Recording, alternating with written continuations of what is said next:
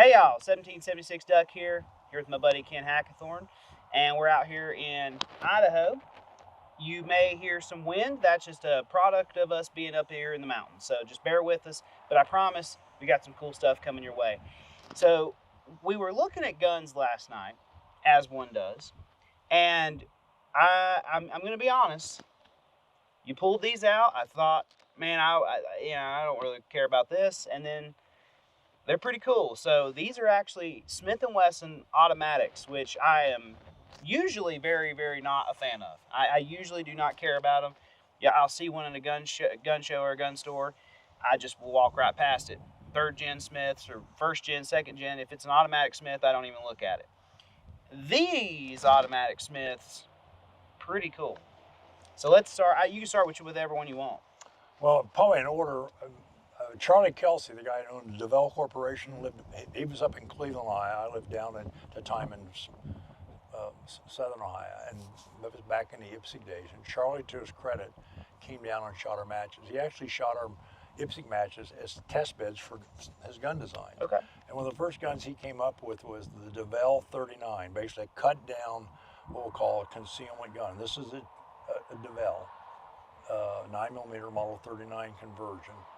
Beautifully executed. His workmanship and Charlie was an incredibly smart guy, unbelievably detail-oriented, excellent engineer, but a terrible businessman. And of course, his company didn't survive because he did, and that's not uncommon in this industry, But it's a cool gun. And Charlie, he originally set out to buy an ASP, which was Paris Theodore, the original ASP. And he got on the wait list, and Paris Theodore was kind of I won't say a con man, but Charlie never got his gun. And finally, in desperation, said, well, I'm going to make my own. Make his own. And that's how this DeVel company started. But this is a 39 DeVel. And it's a cool gun. This is a super cool gun. It's a super cool gun. Yeah, I actually was shocked at how much I really liked this gun. It's definitely, the look is incredible. I mean, It just looks kind of like that. What was this, 80s? I would say he started down this road probably around 78. Oh, okay. Yeah. And it took a while for the thing to go. Did a lot interesting, for example, the idea where the ASP had clear Lexan grips so you could look in and see how many rounds in the mag. Charlie did these were micarta with the window and machined the mags out so you could see the rounds.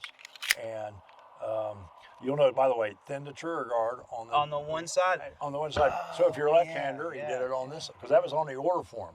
Okay. Right hand, left-handed. That's super cool. And he put the spur on because that was the style back then. Everybody wanted to shoot like that. Shoot like that. Light in the slide, and of course, silver soldered the bushing in place, and basically had to put this rounded knot on it because to get the barrel out with a fixed bushing, you had to have that be able to roll it to get it out of the gun. Like everybody, shortening the recoil spring to make it cycle in this operating performance was a bit of an art. He had some issues there. They typically were spurless. Now there was no hammer spur. And I said, Charlie, I want a spur on my gun. And anyway, great guns. They shoot good. He had two styles of magazine base plates. One that had a little hook on it like a Beretta. But if you had a big hand like mine, he made it so that spur worked. And nickeled. I mean, he made new backstrap. This was actually a manufactured backstrap. I think they were cast, to be honest with you, to match his contour. And the bottom line is, it's an attractive, neat gun. He, silver soldered the front sight on, new front sight on, a little wider, and machined, a keyway cut and then fill it with red epoxy paint. Yeah, that's really cool. And a really neat gun. Now the DA triggers on this gun is, you got a little hitch when it starts. Yeah. Same with the single action. And mind you, this would be the equivalent realistically as a first gen Smith 39. I mean, it's of that era. As the time went on, they eventually made a gun called a 3913, which was basically, in fact, they eventually copied it. It was a third gen gun, and by the way, a great gun. But anyway, neat gun, not very common. very collectible these days. Yeah, that is a really interesting gun for sure. And here's one of the things I showed you last night that's pretty wild. Charlie realized that if you were carrying any of the short hollow points, like the 900 Oh yeah, or whatever, right. that the short rounds would sometimes, when they fed, they would nosedive and hit the feed ramp, and you'd have a stoppage. Now, if you're shooting like, normal 9mm longer bullet, that was never an issue. But he saw it as an issue, and he said, "How do you fix that?" And he actually machined a frame and put a pin in with a roller on it, so the bullet basically hit the roller bearing. That's incredible. And bounce up. And you can't really see it, but yeah. that's the detail level that he went to, and hence they feed just about anything. Yeah, imagine that's your feed ramp. There's like a roller right there, and it's free floating. I mean, free moving, and when it hits the round, the bearing pops rolls and just guides the bullet right That's under really the cool. feed ramp. So, pretty cool gun. But I think Wayne Novak has the largest collection of DeVels Oh yeah. of anybody. He's got, and Charlie eventually went from the Smith Wessons and then to Browning High Powers, and then actually, towards the end of his business cycle, he did 1911. Those are pretty cool. And they're all cool guns. So this is a really cool gun. I'll tell you. Well, let's go actually to this gun next because this one's my favorite. I want to save it for last. So tell me about this because this shocked me to see a kind of weird mashup between a Smith Wesson automatic and a 1911. Because as we talked about, when you're a 1911 guy and you pick up a 3rd gen Smith, it don't cut the mustard, No. And so it's interesting to see Smith & Wesson actually went after, that market by pretty much making their 3rd gen have all the 645. features. They basically used a 645 as the base. This was called the M Model 945. And this is kind of a unique one. They only made a couple like this one. But basically, it's a single stack 1911. It uses basically the 645 magazine. Now, because the mag catches a different location, it's got 2 slots. You can use mag in either one. Right. They're all performance-made guns, so they're precision guns. They're very well fit. Got the Briley bushing. They're accurate as heck. They've got some of the good features of the 645, but it's, for example, the 1911 trigger and manual safety and sear and grip safety, and so you've got it's a single action 45 based upon a Smith & Wesson design, and you can see in the frame where on the slide where the decockers used to be, they got a filler in there. That's right. And Novak sights on mine, originally most of them they were stainless with kind of like, I call them dragon teeth grasping grooves. When they made this one for me, I went, no, I want traditional grasping grooves. And I also wanted this serrated top. And I wanted Novak sight, and they did it with a black finish because they were all stainless. And this is a different pattern grips, kind of like hardball checkered grips. And but not only did they do it, it's got an ambi safety, 1911 ambi safety, and they actually put my name on the side of it. Yeah, that's a really really neat gun. And it never took off. I mean, the 1911 crowd were 1911s. Yeah. And they thought this gun would take off and be super popular. It's a good gun, good trigger. I mean, it's got a great trigger. Yeah, it's a 1911. Yeah. Block work, but it uses their hinge extractor, which, by the way, we understand that one of the weak links in a 1911 pistol is that internal extractor. If it's not adjusted and made of the right materials, it produces guns that don't work real well. So I got this gun. They gave it to me. I shot it some. It's a nice gun. Of course, you got to have a unique holster for it. Sure. It won't work in a 19. It'll work in a 645 holster. And I think Blade Tech made me a holster and a couple mag pouches, and a nice gun, great gun. But I don't think they only made it for maybe a year or two, and it just didn't sell. And it was expensive, by the way, Performance Center. I'm sure. And they just, they realized this isn't, and the Performance Center started, Smith & Wesson's famous for changing the front office every 5 years. So they got in a new front office that decided that the Performance Center wasn't the way they wanted to go, and they phased it out, and all this stuff kind of went away. And now Performance Center guns are actually pretty desirable and pretty collectible. Yeah. They never made a huge quantity of any of them. And that's a cool gun. but it doesn't even hold a candle. And I hate how much I like this gun. But this, I mean, this looks like something out of a sci-fi movie. I mean, really. But there's a lot of history with you specifically and Smith and Wesson, and just a lot of coolness here on this gun that this is another one that you're going to have to put in the wheel form, and it's super well fit. That's another thing that it's really a performance center gun. Yeah, that really threw me off. 5906. So go ahead and talk about that. Okay, I worked for a company for a while that did business in Asia, and at one point, one of the Japanese counter-terrorist units approached us, and they'd been using SIGs, by the way, SIG 228s, I think, and they were happy with them, but the guns had each reached into their service life, and the company I worked for at that time did have rights to distribute Smith & Wessons in the Asian market, and they came to me. I worked for the company at the time as a trainer, and I trained some of these guys, and we introduced them to the Performance Center 5906, which is a hard fit, quality gun. Like I say, slide to frame fit, Briley bushing.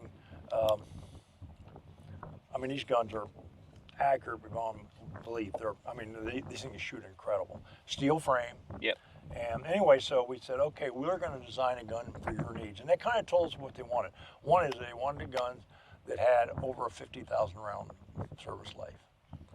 And so my boss and I said, what should we go? And so I went to him and said, okay, the 5906 and the Performance Center guns, by the way, as you noted, have incredibly good. The DA triggers are superb. That is a great single action trigger is superb. Yep. And most importantly, if you look at the trigger reset on this gun, it's pretty short. Pretty short. One of the shortest in the industry. Yeah. Anyway, so we spec'd the gun out, night sight, the texture on the grip so the guns wouldn't slip, a mag well with a lanyard loop. Love that. And the black, basically like a nitrite finish over the stainless. Some of the sharp edges radius. Yep. And one of the things was these guys their mission put them at real close quarters, CQB wise. They kind of understood that if you push a gun into somebody, if you come around a corner of a passageway on a ship, I mean, you know how close it is, and you literally may end up pushing a gun right against the guide to shoot. If you push the gun out of battery, it won't fire. So they asked for a standoff device. Smith & Wesson designed and made for us. It fits on a rail on the frame, locks. You got a standoff device, and plus it's designed so it won't slip. I mean, It digs in. Got a little bit of a compensator effect. And it's also got a Picatinny on the bottom so you can mount a light, which in that business, lights are part of it. Anyway, and I think we came up with a Safariland 6004 holster made for this. I've got one somewhere. And serial numbers, that company, because of I did training, and you kind of convince people that Hackathorn knew something. So my boss said, well, look, we're going to take the products that we sell, which is it's about making money selling products. We're going to put as a product code, HTS in front, Hackathorn Tactical Systems, and then the model number or just whatever. So these were considered Hackathorn Tactical Systems pistols. And we made, for the first order, I think maybe, I don't know, and these were expensive. I'm sure. But we assured them they'll make the 50,000. By the way, these guns most of them lasted 70,000 rounds. Now the barrels were shot out of them. Sure. Yeah. Bottom line, this one, for example, is HTS 0050. This is number 50. And they gave me one, and I think my boss got one, and maybe one of the other guys in the company, as training guns. Sure. And if you look at it, it's in a mag well. See, it's been used. So when I taught the classes, I used this pistol, because we would bring, what we do, the train-to-trainer thing, we'd bring some of their guys over from wherever it was in Asia, train them in the States, and they're theoretically go back and train their guys. And that sometimes works, sometimes didn't very well. But anyway, so this was the end product. These were never sold commercially, by the way. If you look carefully, it's got their unit logo. That's cool. Right there on the slide. And they bought them and they loved them, but they eventually wore them out. And when they came back to us and wanted to buy more, Smith had quit making 5906. They moved on. So But really incredibly durable, accurate gun. It's a heavy pistol, and you can imagine you put a 15-round mag in it. And actually, they specified the guns. I think we sold them with like 3 15-round mags and 2 20-round mags. Oh, wow. As part of the package. Okay. You know. But I think we even sold them surefire lights to go with these. And by the way, if I remember correctly, the guy who was at Smith at the time who designed this device was Paul Liebenberg. Oh, really? He still worked there at the time. That's cool. He's in charge of the Performance Center at that time. But anyway, it is a cool gun. And I was kind of surprised when I handed it to you last night. Your eyes kind of lit up. And then the more you fingered it, I was like, oh, he's been hooked. It's a cool gun. Yeah. There aren't many of these around. And I told people, once they went, for example, these went to Japan, the Japanese government would never release them when they'd never come back. So I think the 2 or 3, one I've got and one my buddy Yoichi, my boss had, and maybe one of the other employees were the only ones that stayed in the States. So it's actually a pretty rare and unique I love it. gun. I think it's so cool. And now, by the way, this device is really blasty. Oh, I'm Yeah, I'm sure. You know, shooting without an ear pro is not much fun. The thing that got me though was actually just the frame and slide fit of this gun. Oh, the barrel it's like fit, as good as a custom 1911. the trigger. I mean, I was not expecting that because typically when you hold, most Smith automatics, they're kind of maraca, but kind of vanilla. yeah, and this gun I was super. And by the way, you notice it's a decocker. Right, decocker. Yep, not a safety. Yeah. So I was pretty smitten. I still am pretty smitten. So you're gonna have to put that one in the wheel for me there. But so, anyways, all these pretty unique Smith and Wessons. Yeah, which I bet you didn't think I'd ever have, Smith and Wesson automatics on the channel, but you'd be wrong. Thanks, Hack, for showing me these guns, for showing everyone these guns, and remember, carry cocked and locked. We'll talk to you later. And stay safe.